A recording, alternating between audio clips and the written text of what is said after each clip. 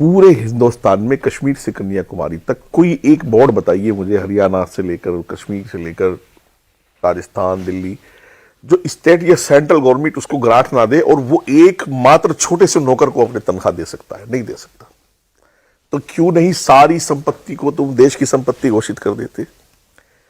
भाई वक्फ बोर्ड भी देश में है ना, हम भी देश में हैं। दोबारा बोलिए ये बात। 7-8 लाख एकड़ भाई, 7 आपको देखो सौरभ भाई, बंदरबाट हो चुकी है। मतलब 9 लाख एकड़ की जमीन। मैं अबरार की बात के दायरे को थोड़ा और बढ़ाऊंगा। पूरे मुल्क में कांग्रेस या इनकी बी टीमें जो MIM, समाजवादी, फलावादी जितनी भी है, इन्हीं लोगों के कब्जे मिलेंगे। भाई अरशद मदनी के बेटे की बात हो रही है कि वो सहारनपुर में कब्जा रहा। अरशद मदनी तो ITO पे 2-2 प्रॉपर्टी कब्जा करके बैठे हुए हैं। महमूद भी, अरशद भी, दोनों के पास प्रॉपर्टी वक्फ बोर्ड की है। भाई तुम्हारी 100 साला तंजीम का दफ्तर वक्फ बोर्ड के ऑफिस में चल रहा है, वक्फ बोर्ड की जमीन में चल रहा है। आप कह रहे हैं वक्फ की सारी प्रॉपर्टी नेशनलाइज कर दें? हाँ बिल्कुल, 7-8 लाख एकड़ जो भी है वो सारी संपत्ति देश के नाम की जाए। हम भी इसी देश में रहते हैं, ना कोई हिंदू है, ना सिख है, ना ईसाई है। हर वो गरीब आदमी जो गरीबी रेखा से परली तरफ खड़ा है, वो संपत्ति उसके काम आनी चाहिए, उसकी तालीम के, उसकी शिक्षा के काम आनी चाहिए। बोर्ड को रेगुलेट करने के लिए बिल लाए तो हजारों लोग लेकर के इकट्ठा कर लिए जमीयत ने यहाँ दिल्ली के अंदर। आप कह रहे हो कि बोर्ड हटा दो, हाँ, सारी संपत्ति देश के नाम कर दो। अच्छा मुझे ये बताइए, उनकी मजबूरी है।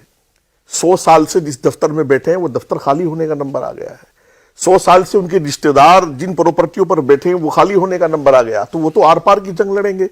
आम का मैं कहता हूं शादी तो हमारा हक है, चलिए हम बच्चों की शादी कर लेंगे, लेकिन शिक्षा जिसके लिए बोर्ड बिल्कुल ये समझ लीजिए कि बोर्ड का मात्र एक सूत्रीय कार्यक्रम होना चाहिए था विधवाओं के लिए और शिक्षा के लिए काम करने का, मेडिकल के लिए। पूरे मुल्क में कोई एक मिसाल मुझे उठा करके लाके बताइए कि वक्फ बोर्ड ने ये 5 बच्चे पढ़ा करके डॉक्टर, इंजीनियर, मास्टर बना दिए और जो देश के काम आ रहे हैं। एक देश को नुकसान पहुंचाने के वक्फ बोर्ड ने और कुछ नहीं किया। हजारों लाखों करोड़ रुपए सरकार का खा गया है वक्फ बोर्ड, आप उठा करके देख लीजिएगा। मेरे सामने बैठ के देश का एक कह रहा है सारी वक्फ की प्रॉपर्टी देश के नाम कर दो। देश के नाम, देश की, बल्कि मैं कहता हूं नेशनल संपत्ति घोषित करनी चाहिए। आप कितनी बड़ी बात कह रहे हैं? मैं बहुत बड़ी बात कह रहा हूं और कहता रहूंगा आखिरी दम तक। मैं कहता हूं सरकार बिल लाए तो इस पर लाए कि बोर्ड की संपत्ति देश की संपत्ति है और उस पर इतना हक का है, इतना हिंदू का है, इतना सिख का, इतना जैनी का, इतना क्रिश्चियन का है, हर देशवासी का उस पर हक है। खत्म करें बोर्ड। बिल्कुल भाई, आप हिसाब लगा लीजिएगा 70 सालों में वक्फ बोर्ड को लाखों करोड़ रुपए की गारंटी दे चुकी है सेंट्रल सरकार। तो अब क्या है, वक्फ बोर्ड तो कहीं गया नहीं, वो तो वहीं खड़ा चुका, तो वो तो खा गए लोग।